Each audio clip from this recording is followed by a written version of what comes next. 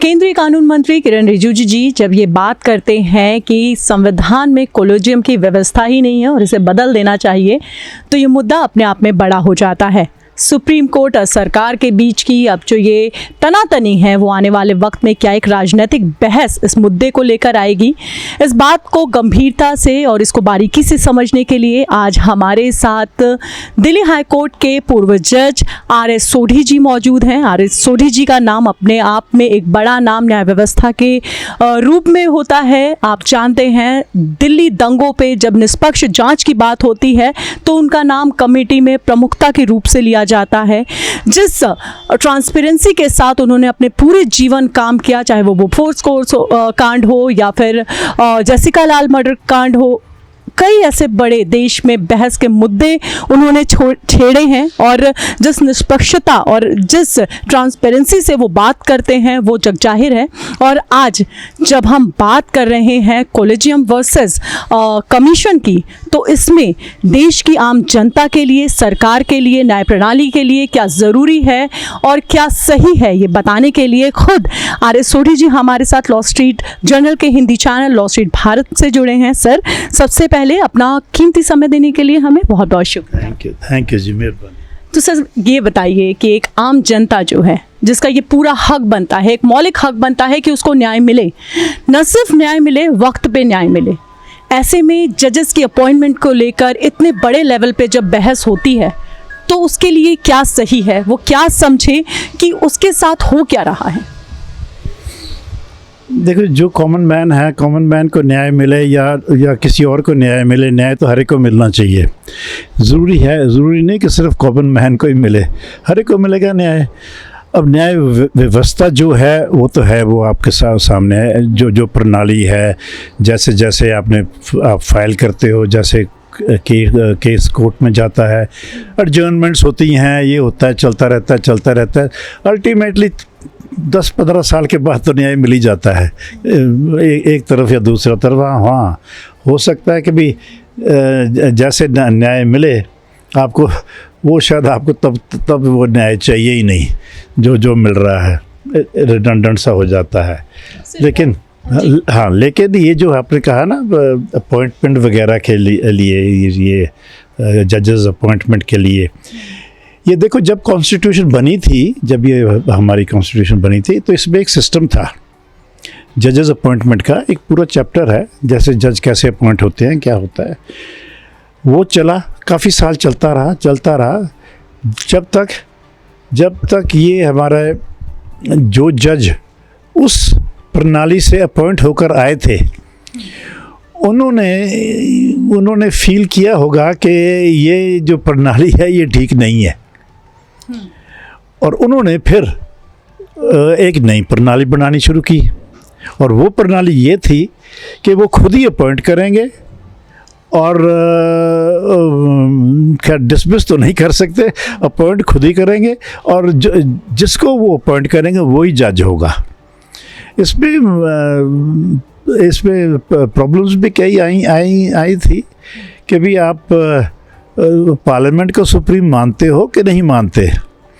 आप कॉन्स्टिट्यूशन को अगर आप कहते हो कि ये अनकॉन्स्टिट्यूशनल है जो इतनी देर की हो रही है, तो लिहाजा आप कॉन्स्टिट्यूशन को अमेंड कर सकते हो कि नहीं कर सकते। अमेंडमेंट कॉन्स्टिट्यूशन तो पार्लियामेंट ही करेगा। लेकिन यहाँ मुझे लगता है ये सुप्रीम कोर्ट ने कॉन्स्टिट्यूशन पहली दफ़ा हाईजैक कर लिया। हाईजैक करके उन्होंने कहा जी हम ही अपॉइंट करेंगे अपने आप को, और सरकार का इसमें कोई हाथ नहीं होगा। सर एक छोटे से यहाँ पे मैं माफ़ी चाहूँगी रोकने के लिए। सर, ये वो जजेस होते हैं जो सरकार के कदमों की व्याख्या करते हैं, जो संविधान की व्याख्या करते हैं, संसद से जो बिल पास होता है उसकी व्याख्या करते हैं। ऐसे में इनका अपॉइंटमेंट उन्हीं के द्वारा, ये कितना सही लगता है? देखो, बात ऐसे है कि किसी को तो आपको मानना पड़ेगा, किसी को तो आपको पावर देनी पड़ेगी, अपॉइंटमेंट की पावर। ये तो हो नहीं सकता कि भी दूसरा कोई मुल्क आपके अपॉइंट करके भेज दे आपको, ये तो हो नहीं सकता, यहीं से होगा। तो लिहाजा ये जो जजेस खुद अपने आप को अपॉइंट करते हैं, इसमें देखो सारा ढांचा बदल जाता है। जैसे देखो हाई कोर्ट है, हाई कोर्ट जो है, हाई कोर्ट सुप्रीम कोर्ट के सबसर्विएंट नहीं है। ये हर स्टेट की इंडिपेंडेंट बॉडी है जो सुप्रीम है और इंडिपेंडेंट है उस स्टेट की। अब देखिए, उसके जजेस जो हैं वो सुप्रीम कोर्ट के जज अपॉइंट करते हैं, और सुप्रीम कोर्ट के जज कहाँ से अपॉइंट होते हैं? यहीं से अपॉइंट होते हैं। तो लिहाजा क्या हो गया कि ये जो बेचारे हाई कोर्ट के जज बैठे अपने आप को इंडिपेंडेंट समझ रहे थे, ये क्या देखते, ये सुप्रीम कोर्ट की तरफ देखना शुरू कर देते हैं और ये सबसर्विएंट हो गए। अब सुप्रीम कोर्ट कहती है इसको फलानी जगह भेज दो, इसकी ट्रांसफ़र कर दो, इसको इधर ले आओ, उसको उधर ले आओ। तो वो तो बेचारा सब सबऑर्डिनेट हो गया ना। तो ये तो कॉन्स्टिट्यूशन ने कहा ही नहीं कभी कि तुम सबऑर्डिनेट हो। सुप्रीम कोर्ट अपने दायरे में सुप्रीम है, हाई कोर्ट अपने दायरे में सुप्रीम थी। अब वो हाई कोर्ट सबसर्विएंट हो गई। अब सारे जज हाई कोर्ट के सुप्रीम कोर्ट के पीछे पूंछ हिलाते हैं। तो ये कोई अच्छी चीज़ है? तो इंडिपेंडेंस कहाँ हुआ? इंडिपेंडेंस जुडिशरी सारी चीज़ है। जैसे आपने कहा कि जी कानूनों की व्याख्या करनी है, ये करनी। अरे भाई, कानूनों की व्याख्या तो पहले भी होती थी, पहले मतलब नहीं होती थी। तो पहले जज के सारे ही बेवकूफ़ थे। ये कैसे हो सकता है? अच्छा, उसी पे से तो ये जिन्होंने ये कानून को नया बनाया, ये भी तो उस वहीं से बनकर आए थे। तो ये क्या गलत थे? सोच कर देखो तो सुप्रीम कोर्ट ने मेरे हिसाब से ये बादशाही खुद ले ली अपनी, जो बादशाही है पार्लियामेंट की। अब आप कहते हो कि आपकी हंसी के पीछे एक सवाल और छुपता है। जिस कोलेजियम सिस्टम की आप बात कर रहे हैं, जिसकी बादशाही की बात कर रहे हैं, उसी का मोहरा आप भी थे, उसी के द्वारा आपका भी चयन हुआ था सर। इसको कैसे देखते हैं? बिल्कुल ठीक। अगर ये कोलेजियम सिस्टम ना होता तो मुझे ये बेनिफिट नहीं मिलना था। तो मैं तो भाई इसका बेनिफिशियरी हूँ। लेकिन ये ज़रूरी सही नहीं है कि जो मुझे चुना गया, हो सकता है मेरे से बेहतर आदमी हो जो रह गया, ठीक है ना। लेकिन मैंने तो मुझे तो चुना और मैंने एंजॉय किया। लेकिन ये ज़रूरी नहीं है क्योंकि मैं चुना गया तो मैं अब आपने कहा कि व्याख्या करो, तो मैं व्याख्या बंद कर दूं करना कि जी मैं तो उनके गुण गाना शुरू करूं। ये भी नहीं हो सकता, ठीक है ना। सो देखो इसको ये देखो। अच्छा, अब बात आती है कि ये जो हमारे पार्लियामेंटेरियंस हैं, इन पर विश्वास नहीं किया जा सकता। ये क्या अमूमन बात होती है कि सारे कोई किसी के पास मुकदमे चले हुए हैं, कोई चोर है, कोई मतलब कैरेक्टर ठीक नहीं है, और वो बनकर आ जाते हैं एज रिप्रेजेंटेटिव ऑफ पार्लियामेंट में। लिहाजा वो कैसे जज अपॉइंट करेंगे? अरे भाई, या तो डेमोक्रेसी में आप बिलीव करते हो या नहीं करते। अगर करते हो तब आपका फ़र्ज़ बनता है, जो न्याय कर रहे हो, मुझे न्याय चाहिए। अरे अच्छे बंदे आदमी भेजो ना पार्लियामेंट में, क्यों भेज रहे हो चोर? अगर चोर ही भेज रहे हो तो चोरी तो आपको मिलेगा आगे। सर, कमीशन वर्सेस एनजीएससी की बात करें, नेशनल जजेस अपॉइंटमेंट कमीशन की, तो आप किसके पक्षधर हैं और क्यों? देखो, ये इसको कह देना कि भी कंपेयर करो दोनों को। हाँ, कंपेयर करो दोनों को, ये बहुत मुश्किल होगा। क्योंकि देखो, अभी तक सिर्फ 2 सिस्टम्स चले हुए हैं जिसको हम परख सकते हैं। कोलेजियम्स के पहले सिस्टम था और कोलेजियम सिस्टम है। पहला सिस्टम खराब था, इसलिए कोलेजियम सिस्टम बनाया। अब कोलेजियम सिस्टम कौन सा दूध का धुलो, ये भी खराब है। इसमें भी कई विवाद उठ रहा है। कभी इनकी जो जजेस को चुनने के लिए जो इनकी मीटिंग्स होती है, उसका कुछ मिनट ऑफ मीटिंग नहीं होता है, ये सुना गया है। साथ ही इस पे कोई आरटीआई इस पे नहीं लग सकती कोलेजियम में, ये भी सुना गया है। कोई ट्रांसपेरेंसी नहीं है सर, ये भी सुना गया है। तो ये ऐसी व्यवस्था किस देश की ओर ले जाएगी हमें? देखो ना, फिर ये इसमें त्रुटियां हैं। अब टोटल नंबर ऑफ जजेस देख लो कितने हैं, और उन टोटल में देख लो आगे के जजेस के बच्चे कितने हैं, उनके रिश्तेदार कितने हैं, ये सारी चीज़ देख लो तो आपको पता चल जाएगा कहाँ तक ये सिस्टम चल रहा है, कहाँ तक नहीं चल रहा। और दूसरी चीज़ ये है जब आप हाई कोर्ट का एक कोलिजियम, सर नेपोटिज्म जो है, भाई भतीजावाद जो है, वो तो राजनीति में भी है, हर एक चीज़ में है। तो अगर राजनीति में भी है, यहाँ भी है, तो आप वो तो आपने तय करना ना। आपने वहाँ की राजनीति ये नेपोटिज्म देखनी कि यहाँ की देख लो, जो आपको सूट करता है कर लो। लेकिन ये जो एक्ट बनाया था, ये इसमें कोशिश तो ये की गई थी कि भी जुडिशरी का पलड़ा भारी हो और उसमें दूसरे ओपिनियंस भी आए, गवर्नमेंट का ओपिनियन भी आए, कॉमन मैन ओपिनियन भी आए, और उसके तहत फिर आगे काम शुरू हो। लेकिन जब तक वो चलता नहीं है सिस्टम, जब तक चालू नहीं होता, तब तक आप कैसे कंपेयर करोगे कि यह ठीक है या गलत है। तो हमने अब कोलिजियम सिस्टम देख लिया, ये तो हमें पता ही लग गया कि कौन अपॉइंट होता है, कैसे होता है, क्यों होता है, कैसे होता है, ये सबको पता चल गया। तो इसमें अगर आप बोलो कि जी सिर्फ मेरिट आती है, ये तो देखो आती तो है मेरिट, बड़े अच्छे आदमी आते हैं, सब कुछ है, लेकिन बेटर भी आ सकते थे। तो ये तो होता है। अगर दूसरा सिस्टम होगा, हो सकता है उसमें और छन कर आए, बेटर मटेरियल आए। अब आपने कोर्ट्स में देखा होगा, एक केस कई दिन, कई महीने, कई साल लगा रहता है। क्यों? क्योंकि जज साहब जजमेंट नहीं दे सकते। सॉरी। तो ये क्यों भाई, कॉम्पिटेंसी और इनकॉम्पिटेंसी है, नहीं कर सकता बेचारा एप्रीहेंड इतनी जल्दी। सर आप सिस्टम का हिस्सा रहे हैं, सर। ये आरोप लगता आया है कि जो कोलिजियम है उसमें भाई भतीजावाद बहुत होता है, आपसी सहमति नहीं बन पाती है, जिस कारण से जजेस की अपॉइंटमेंट जो है वो रुक जाती है, पेंडेंसी ऑफ केसेस जो है वो बढ़ते चले जाते हैं। तो इसको आप कैसे देखते हैं सर? इस पर क्या कहेंगे आप? एक आम जनता कैसे समझे इसे? देखो, जैसे आप कहते हैं ना, आप जनता कैसे समझे? आम जनता तो समझ सकती ही नहीं, ये बहुत कॉम्प्लिकेटेड सिस्टम है। अंत में हम बात तो उन्हीं के लिए करते हैं, क्योंकि जो न्याय है वो एक अंतिम आदमी तक पहुंचना चाहिए, ये भी एक बात है। जज उन्होंने अपॉइंट किए हैं? नहीं। तो अच्छा, पार्लियामेंट उन्होंने अपॉइंट किया है, तो वो उनकी आवाज़ है कि जज उनकी आवाज़ है?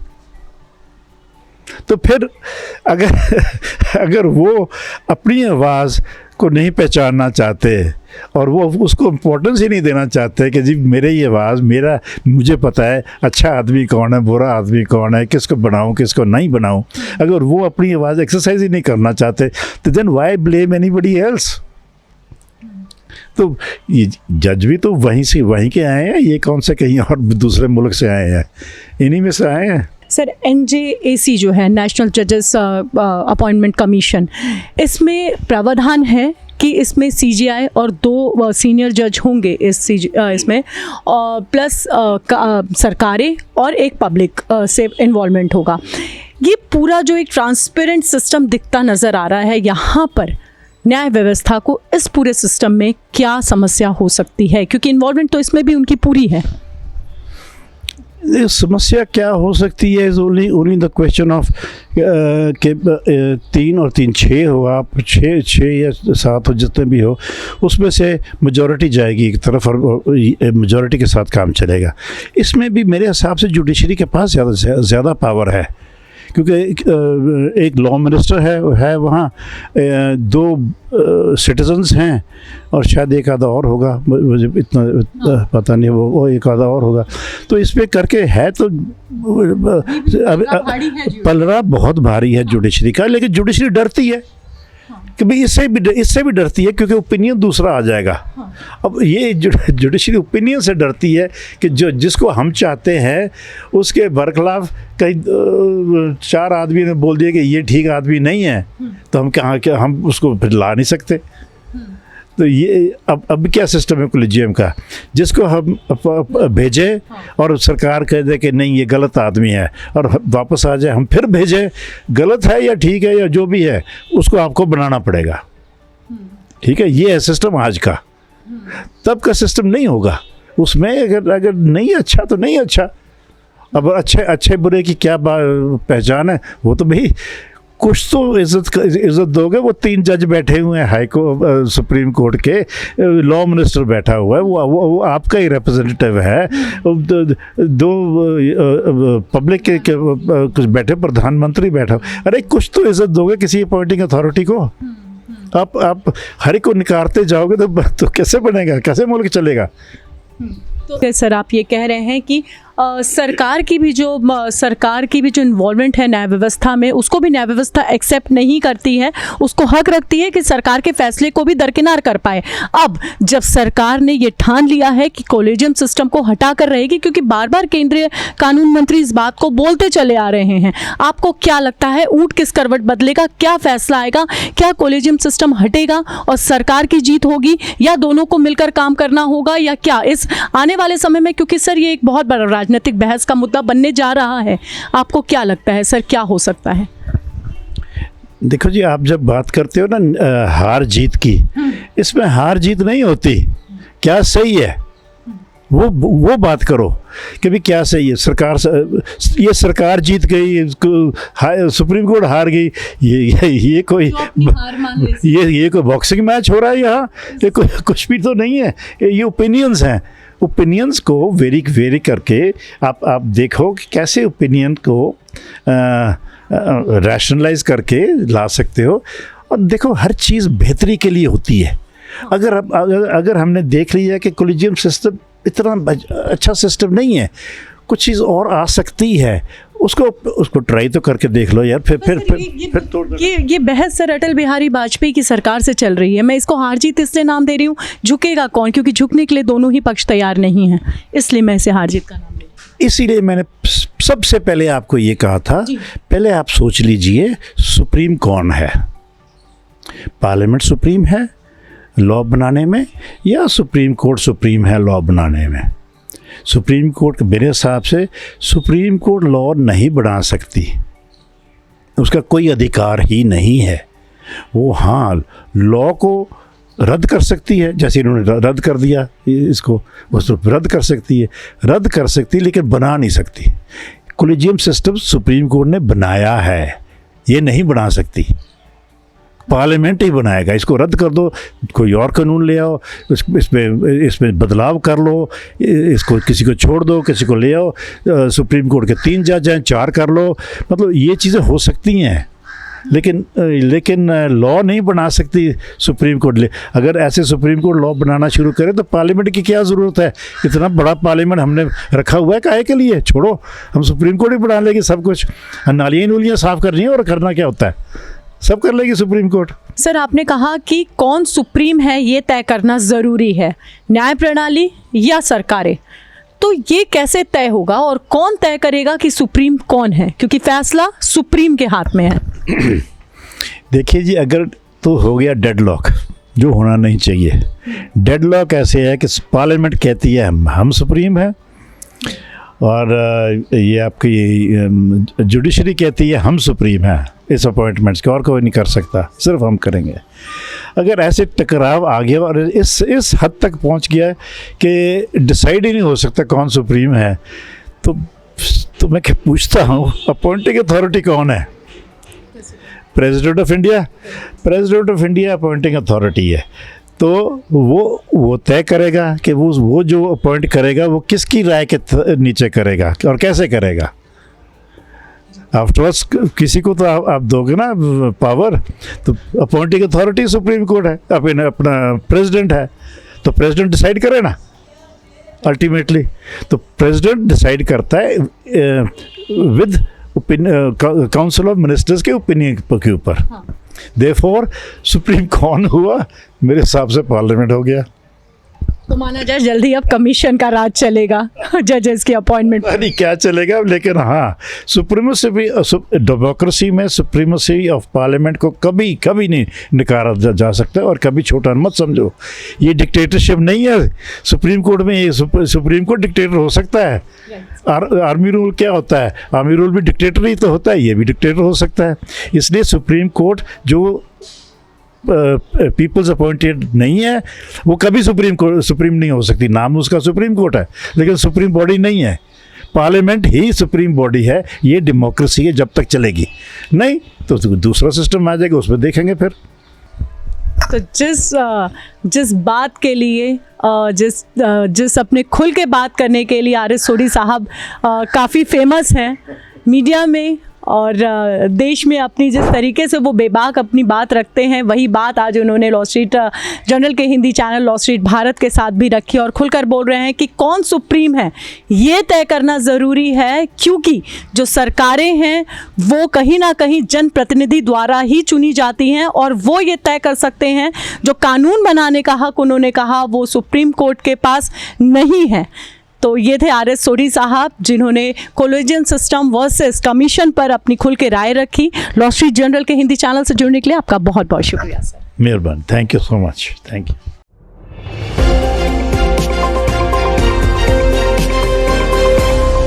लॉ स्ट्रीट भारत, राष्ट्र के हित में।